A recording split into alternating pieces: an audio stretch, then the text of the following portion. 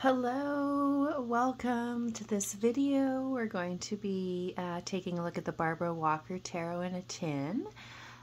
This is the only version of this tarot, I believe. This edition's by US Games 2017, and the Barbara Walker Tarot was actually one of the first decks that I ever purchased. So yeah, this one has definitely some interesting energy to it. It says it's a pagan feminist tarot. Is that how it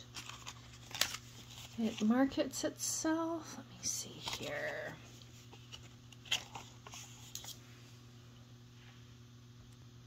Yeah, so this one is, this edition's from 2017. The original edition is from 1986. So it does have that, yeah, that vintage look to it. The interesting thing about this one for sure, aside from like the very unique artwork, is the keywords.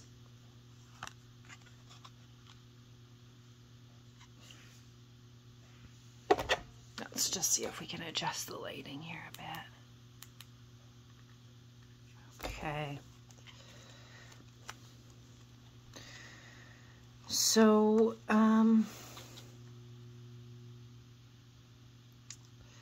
yeah, I haven't really gotten too in-depth with this one. It's got the name of the deity for the court cards at the top, Nimu. So yeah, when I started working with this deck, I was just a little bit disappointed with the guidebook, which doesn't actually share like the folklore or mythology behind like the character choices. Those are who are portrayed in the court cards. So I just, yeah, to me that always just seemed like yeah, like a really missed opportunity, because when I looked at these cards, here's the back, by the way, that's really cool. Yeah, when I looked at these cards, you could tell like that the symbolism was so rich, and yeah, there's the more like traditional portrayal of the Lover's card there, the choices. Yeah, when I look at the different like deities, faces of deity that are portrayed, I want to know their stories. So of course, like, yeah, this was when I looked up Skuld as the Princess of Swords. Love that. But yeah, it would have been really interesting to get Barbara Walker's, you know, like if they had the opportunity to share why they had selected that. So yeah, you can see her initials there.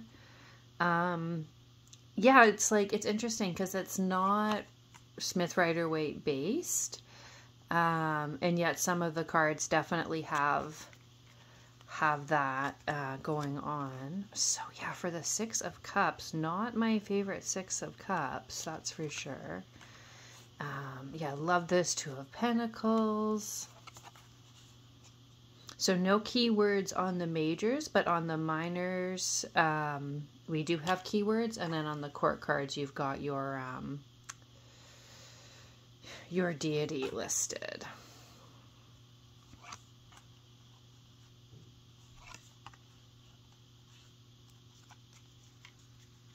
So minor card, we have the keyword power, Ace of Wands.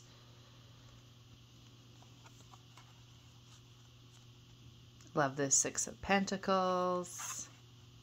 King of Swords is Yama.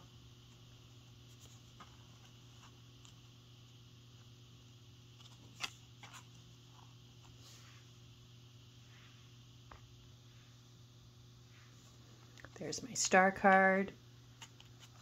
So yeah, don't mind this setup. If they want to hide the frontal nudity, I like when they do it with the leg rather than just have, like, you know, missing parts or whatever. I always think that's so weird. I'm picky about my star cards. I'm an Aquarius. Valraven. Look at this guy.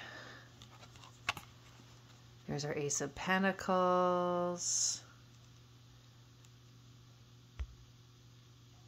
There we go. Reward.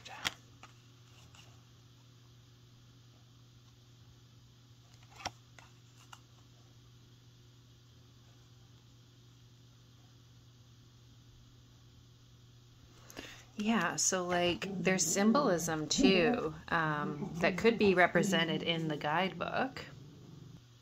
Yeah, so just taking a look in the guidebook for this one, we don't have, so the write-up, it could be shorter for sure. It's not bad in a way. Like the font is very small, so there is some information. It's not just like 2 lines or anything. But for how rich the imagery is, yeah, so just to give you an idea, in traditional pose, the devil occupies a dais between 2 humans. Standard symbols include his goat feet and horns, pointed ears, black candles, flaming torch, downward pointing pentacle, and the finger pose representing the horned head.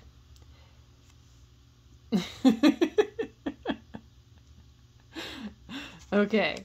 As Lucifer, the devil was revered by Gnostics who adopted the Persian idea that God and the devil were twin brothers, the latter unjustly exiled from heaven by his tyrannical twin. Even the Orthodox admitted that both were needed in their dualistic religion.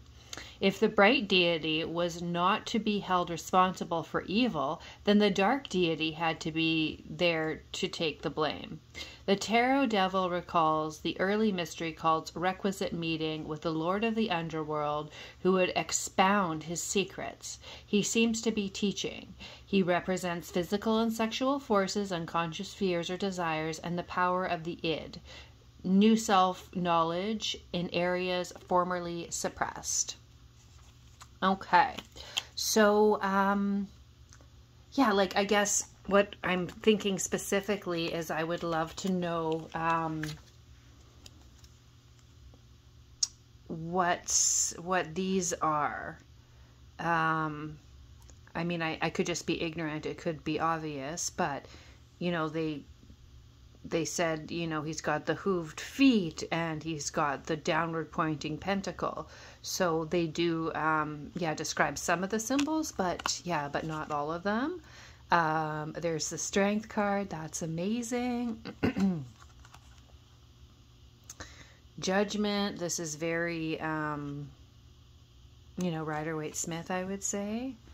Ball is the King of Pentacles. Here we have the Three of Wands. Love this as fate. Is this like the three fates, or we have some sort of like you know, faces of the goddess here, perhaps. This is amazing.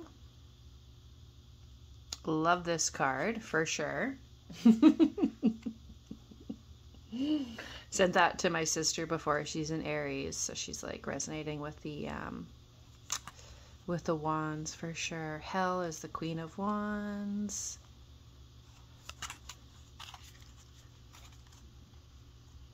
Oppression, 10 of Wands. Yeah, gotta love like the 80s costumes. 5 of Swords. Yeah, like there's just a lot behind a lot of these cards, right? Love this for 8 of Cups. Our Magician, beautiful. There's the 3 of Pentacles.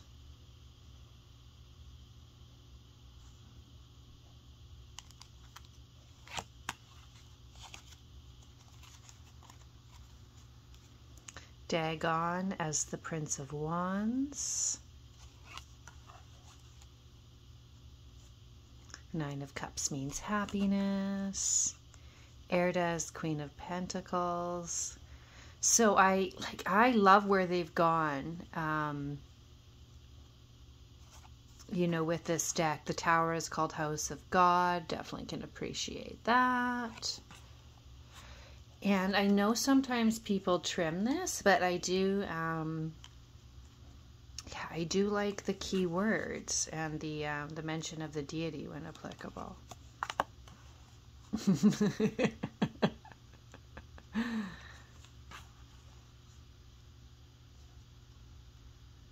Yeah, we don't always see Kali represented like this. I think for the Queen of Swords, it's fitting. Nine of Wands, Defense, Hermit,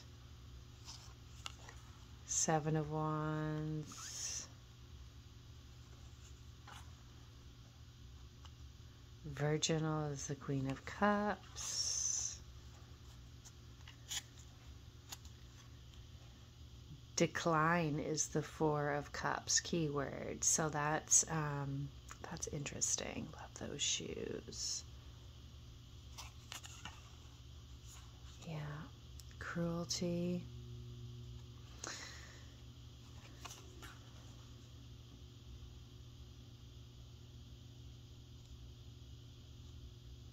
So this is one that I might, you know, might get into it a bit more at some point. But just, you know, there's like so many decks, so little time. And,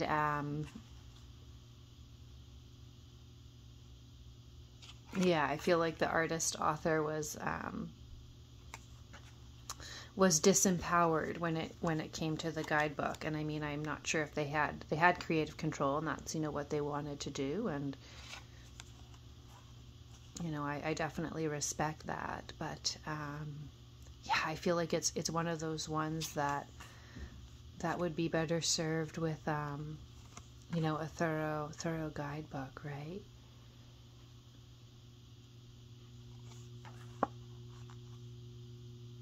Success.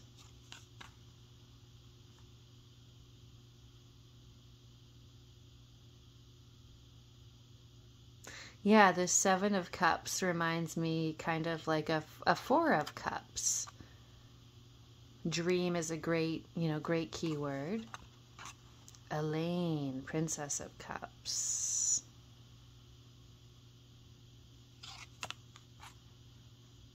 Seven of Swords, opposition. Okay.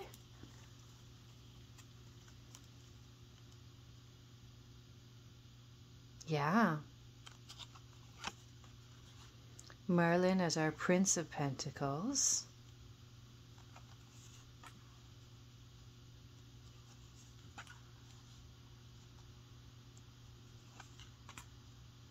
So it's always, yeah, it's always interesting when they use keywords, because that's, you know, a really easy way to, you know, learn more about the meanings of the cards, whether you're newer or if you've been reading for years. Yeah, getting, there's a little dog. Getting new keywords is, you know, is always beneficial. So yeah, it's got the US Games cardstock. So it shuffles well. Obviously, like, the backs are very cool. So yeah, thank you so much for tuning into this video. This is the Barbara Walker Tarot.